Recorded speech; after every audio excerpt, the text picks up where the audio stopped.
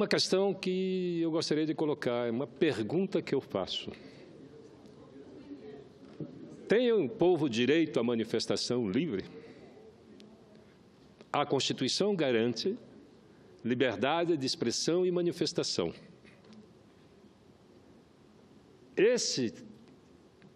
Isso ainda não foi mudado na Constituição. É verdade que o governo tenta de desmontar a CLT, tenta retirar direito dos trabalhadores e acabar com essa rede de proteção social criada pela primeira manifestação civilizatória na sociedade brasileira, que é a Seguridade Social. Mas os direitos de manifestação, esses estão assegurados na Constituição. Mas o que nós vimos ainda há pouco foi o nosso direito à manifestação tolhido, o direito dos trabalhadores, inclusive nós, senadores, tivemos o direito a nos manifestar, nos posicionar, porque é impossível você falar bombardeado por spray de pimenta. A primeira coisa que você perde é a fala. Ou seja, você tem garantias constitucionais de manifestação, de palavra, de pensamento, mas não pode se expressar por causa do gás de pimenta.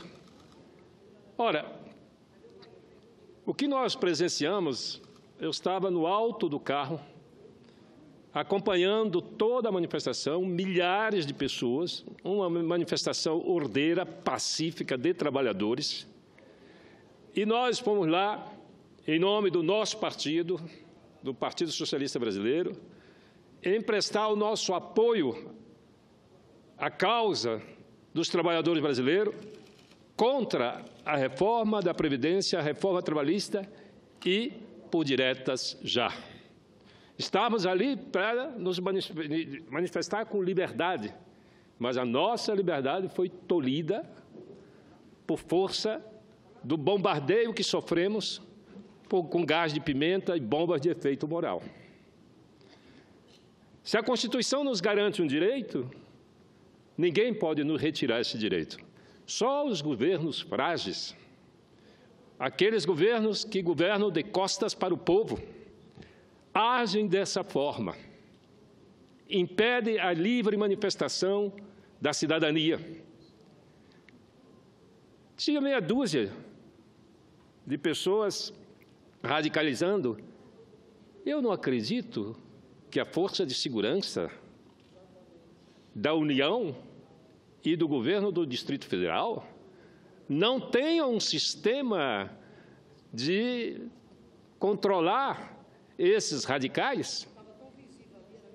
Eram meia dúzia de homens mascarados, encapuçados, e que faziam a diferença no meio de uma massa de trabalhadores, de pais de famílias, mães de famílias e pessoas de idade.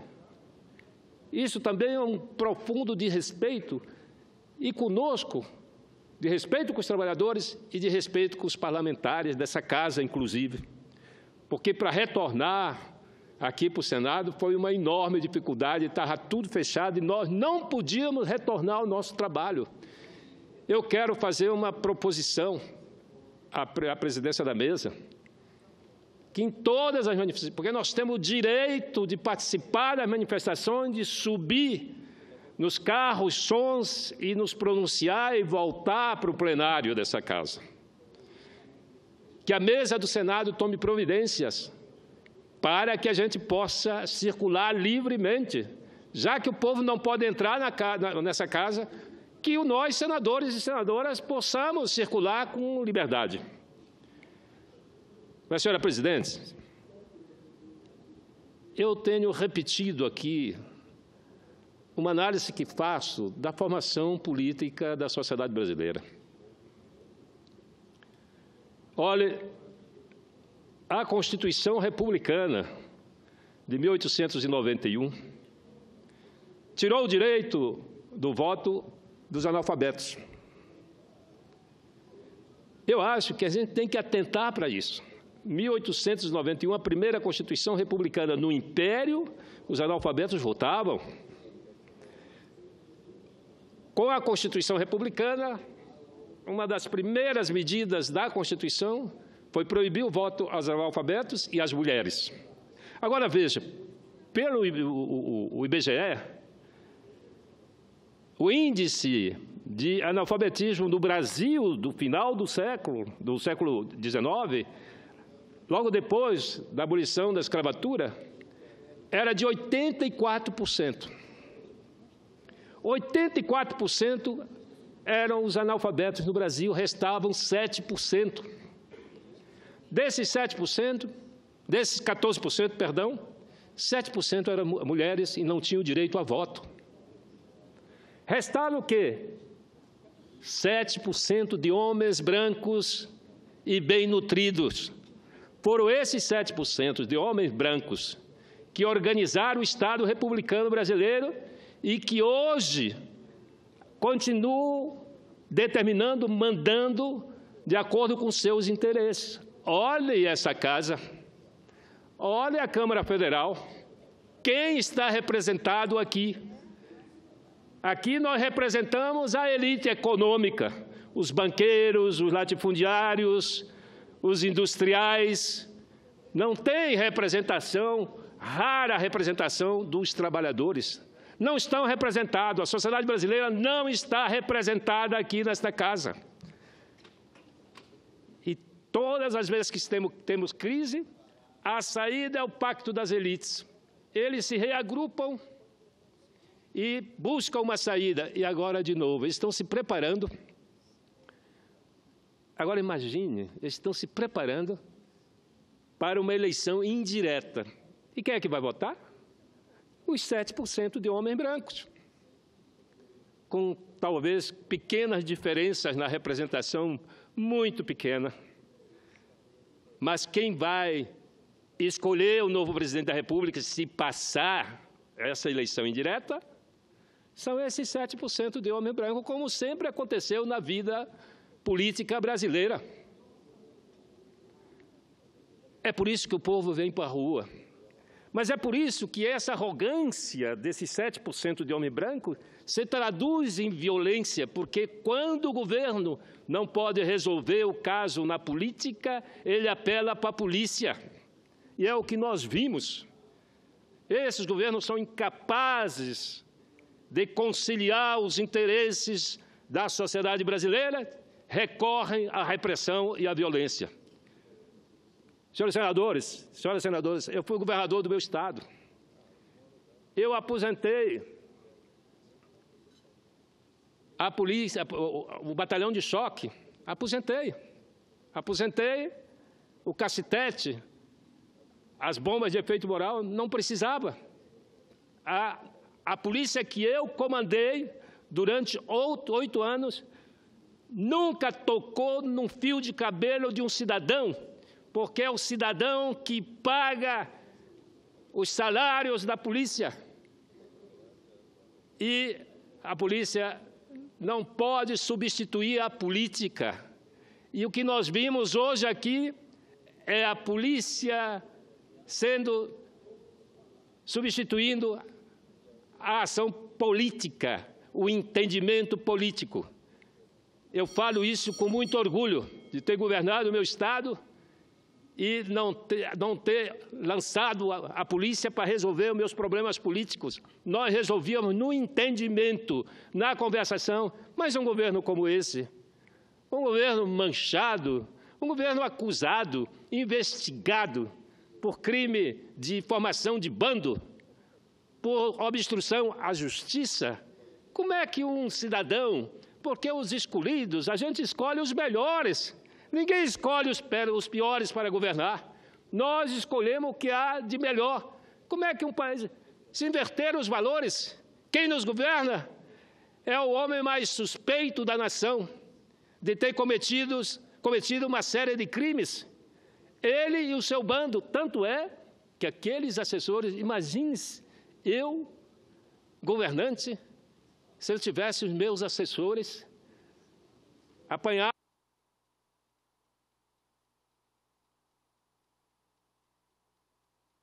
Diria que isso poderia acontecer. Senador Paí, concedo-lhe uma parte. Senador Capiberibe, Eu tenho que fazer uma parte para cumprimentá-lo. Vossa Excelência que enfrentou a ditadura, Vossa Excelência que no longo da sua vida tem uma história bonita que orgulha todo o povo brasileiro. Nós que passamos por esse momento, pelos nossos cabelos brancos, talvez achássemos que nunca ia acontecer isso outra vez, o que aconteceu hoje. Como disse muito bem Vossa Excelência, todos que estiveram lá, o senador Lindbergh chega agora, que esteve lá também durante um longo período, cavalaria, aqueles carros blindados, acuando o povo, espancamento, sangue correndo, as pessoas pedindo, por amor de Deus, um copo de água, porque a garganta com aquele gás que eu nunca tinha visto, e fui ver hoje, eu nunca tinha visto, nunca tinha recebido gás de pimenta na cara. E aquele gás que Vossa Excelência lembrou aí de... Como é o nome mesmo do outro gás que eu nem conhecia? Spray de pimenta. De pimenta e o outro é... De efeito moral. De efeito moral, exatamente. Eu nunca tinha respirado aquele gás. Fiquei asfixiado. Me deram um gelo. A senadora Vanessa com o rosto deformado pela agressão tão violenta como aconteceu ali. Vossa Excelência e outros senadores e deputados se olhavam e nós nos olhávamos, senadora Fátima, os olhos todos cheios de lágrimas, não acreditando que aquilo estava acontecendo. E jogava, inclusive, para cima do caminhão as bombas. Circulavam pelas nossas cabeças. Onde estamos, onde chegamos. Eu duvido que tenha um democrata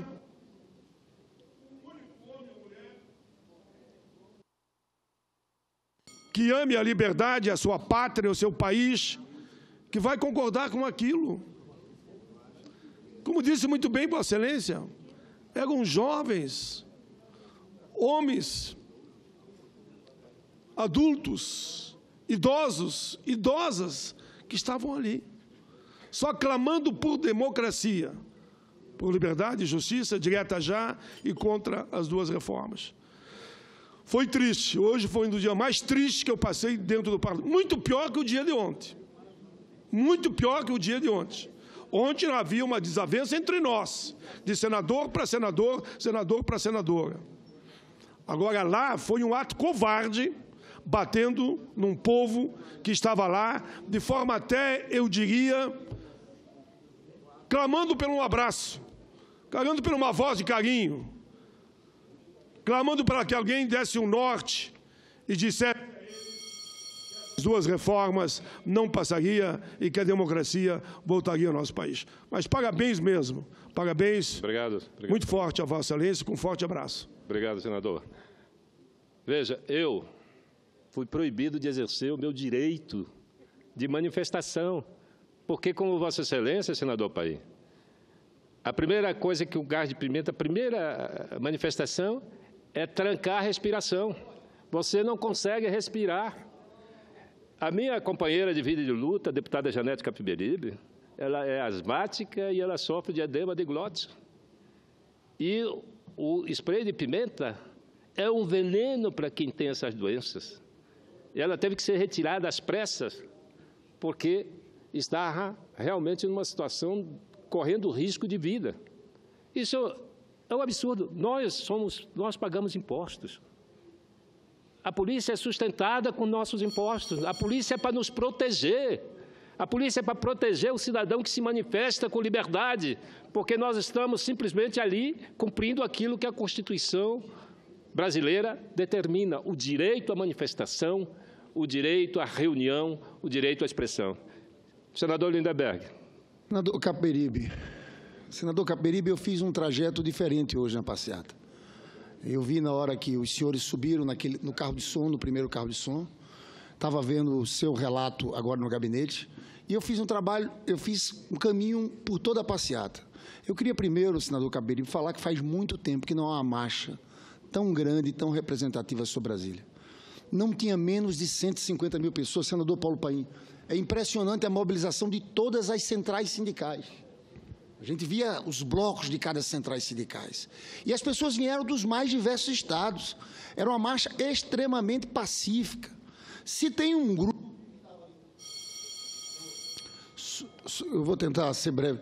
Se tem um grupo de mascarados ali que estavam atacando a polícia tinha que atingir esses, prender esses. Mas não. A nossa reclamação aqui é porque foi uma política de dispersão generalizada de manifestantes que vieram de todos os estados do país. Eu quero me somar ao protesto de Vossa Excelência, dizer que eu estava conversando com funcionários do meu gabinete, a estrutura que tinha aqui entre a Câmara e Senado, o aparato policial, isso não é coisa de democracia, não. Lembrava tempos de ditadura. E nós não podemos aceitar, num momento como esse, que as pessoas não podem vir a Brasília protestar, fazer manifestação contra as reformas, exigindo a saída do Temer, eleições diretas, porque Vossa Excelência também é muito feliz quando fala que só com eleições diretas, só com o povo participando do processo eleitoral. Eu encerro a minha fala aqui, porque a senadora Fátima, eu sei que ela está presidindo aí, mas eu queria me associar.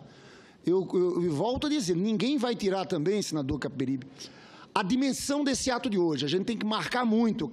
É importante que as pessoas vejam as fotos aéreas, filmagens, porque agora eles vão tentar construir uma narrativa. Ah, não, é confusão. Eu garanto a você, 99,9% estava se manifestando ali de forma pacífica. Não queiram imputar a esses trabalhadores qualquer tipo de dano ao patrimônio público, porque o que tinha era um grupo de 50. E o que me estranha, eu encerro dizendo, é como é que a polícia não vai em cima desse e utiliza uma prática de generalizar, jogar bomba para tudo que é lado. E a cobertura da imprensa também é de generalizar, como se esses trabalhadores que vieram do Brasil inteiro vieram para cá para participar de quebra-quebra. Não, não foi isso que...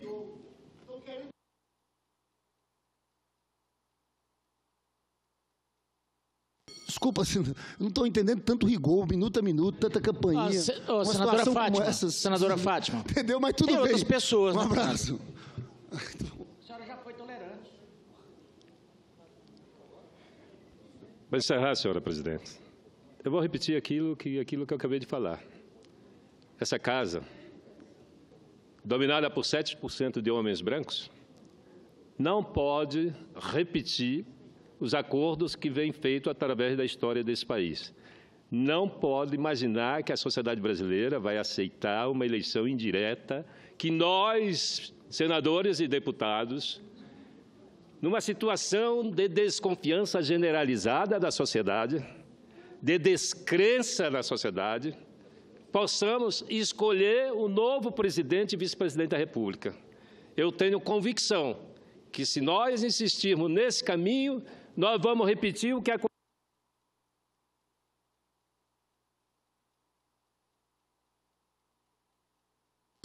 Há um ano atrás, eu adverti essa casa que o caminho do confronto não era a solução para a crise. E aqui estamos nós, um ano depois, mergulhados na crise política. Portanto, não há mais que dizer que o Congresso Nacional pode resolver a crise política brasileira. Não, está descredenciado, não tem legitimidade, não tem a confiança popular para dar essa condução. Portanto, nós temos que, não podemos errar a segunda vez. Erramos a primeira, porque naquele momento lá atrás era para nós termos feito a eleição direta lá atrás. Ou então, eu levantei uma questão de ordem aqui nessa casa, para que o processo que corria contra a presidente Dilma Rousseff também corresse contra o vice-presidente Michel Temer, porque também estava denunciando.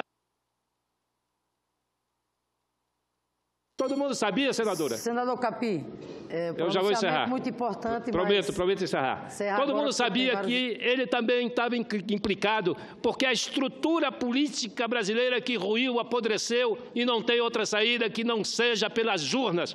Vamos dar voz ao povo e vamos resolver a crise política.